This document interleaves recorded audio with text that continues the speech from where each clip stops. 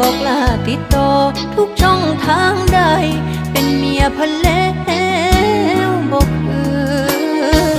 เฮ็ดใจสุมือฟังข่าวคนลือว่าอายจมหา